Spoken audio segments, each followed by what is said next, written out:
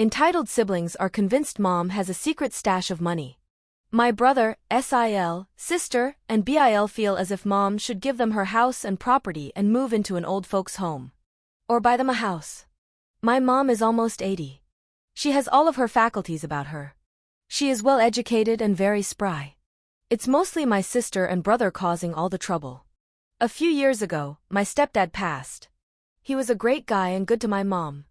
My older brother and my younger sister are convinced that mom has secret money left to her when step-dad died. At first, they thought she had cash hidden in the house. So they'd visit her, and one would keep her busy while the other would snoop. Then they convinced themselves that she had a secret bank account somewhere. No, she doesn't. I do most of her banking and set up her accounts for autopay. She owns her house free and clear. After Dad died, I orchestrated a GoFundMe to get her house paid off.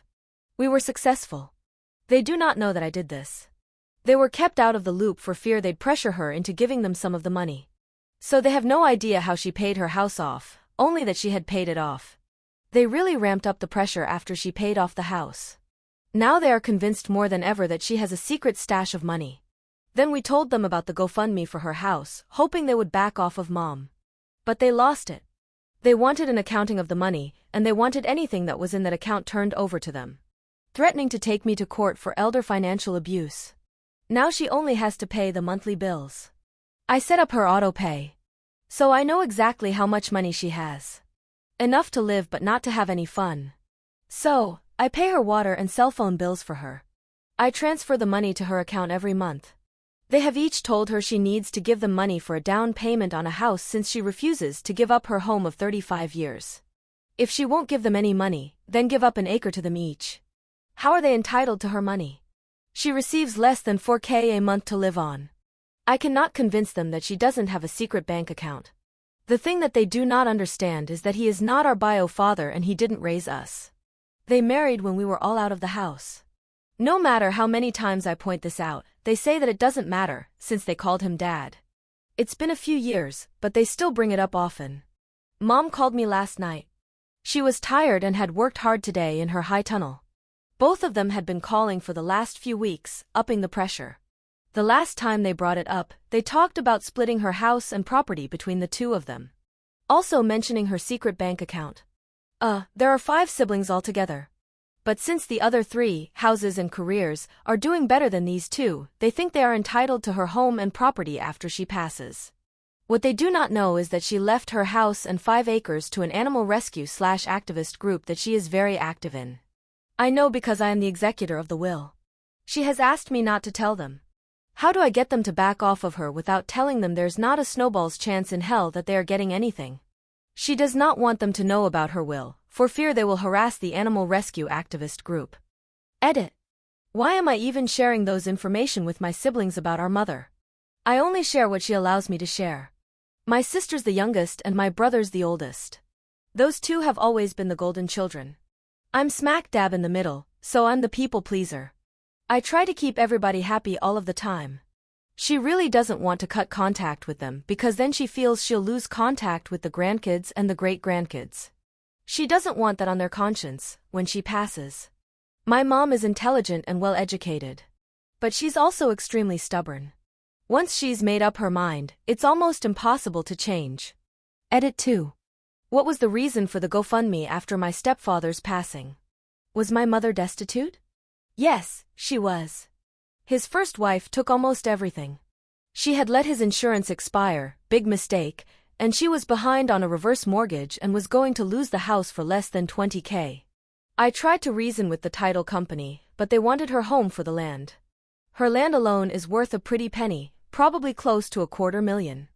I set up a GoFundMe to keep her in her home.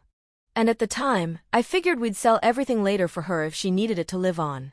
But she is very active and very spry still. Everyone who donated to the GoFundMe was other family and friends. One close family friend who had worked with my mom for a decade put up 10K herself. I donated $2,500. This was the easiest way to reach her family in the States at the time. You try living on 4K a month in a remote village in Alaska. Relevant comments. Commenter, did the witnesses to her signing the will also sign self-proving affidavits, that she is of sound mind and was not under any duress when she signed the will and that she knows what is in it? One of the ways that greedy relatives successfully contest wills is through the witnesses. They make courts track down the witnesses to get them to either clearly remember your mother signing the will or not remember her and possibly tossing out the will. There's also the strong possibility that witnesses are dead or have moved and cannot be found, putting the validity of the will in jeopardy. Witnesses to signing wills are often employees in the lawyer's office, who don't know you and will have a difficult time testifying in court that they remember you and your state of mind when you signed a will. OP, yes. We made sure she was well covered in this aspect because we knew there was going to be issues down the road. And to be honest with you, the house is in disarray, it's falling apart around her, it needs to be razored. It's the property that's worth real money. It's in a prime location in Alaska. Commenter 2, you need a really good estate lawyer. Get POA over everything concerning your mom. Maintain detailed financial records and transactions with your mom's money. That way, they can't accuse you of financial mismanagement. I hope you are on all of her accounts. Your mom needs to go LC with them. If you have not done so, put up hidden cameras around your mom's house and place nanny cams in the house with a link to all cameras to your phone. The stress could cause her to have a heart attack or stroke. Take care. OP, this is all great advice.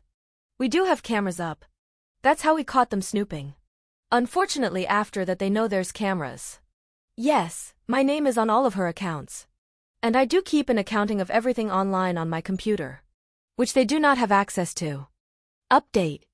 So many things have changed since my first post. My mom became very ill with vertigo, edema, and went into AFib. She spent 3 days in the hospital. They think that there is an issue with her pacemaker. But she and her doctor also suspect her high blood pressure meds. She needs to go to a specialist. She heads there tomorrow. During that time, the cat rescue that she was leaving her house and property to basically turned their back on her and didn't go in to help her with the animals that she was caring for. Animals that were dropped off by the rescue. She had to scramble to find outside help and pay for it when the rescue was supposed to help her. Apparently, the rescue had lost a large grant, and they are now telling fosters that they are on their own. My mom is feisty, and that pissed her off, so she decided she's not leaving them the property and house anymore. She has decided to make me executor of the will with the stipulation that I will sell the property and divide the proceeds among her grandkids and great-grandkids. I will follow her wishes to the letter. She has directed me not to tell any of them what she plans, to let them still think that it is going to a rescue. As for you all asking about her income, she lives remotely in Alaska. Her closest store is 35 miles away, one way. If she wants a Walmart, she has to drive 70 miles one way. Her electricity alone is $600 to $800 a month. Plus, groceries are outrageous. She also has a lot of animals. They keep her alive and happy. She gives 10% to her church and another 10% to charities. She has to pay for car payments, auto insurance, house insurance, water bill, and gas for the truck. If there is anything left, she puts it on an account at the vet so she has a buffer in case one of her animals needs the vet.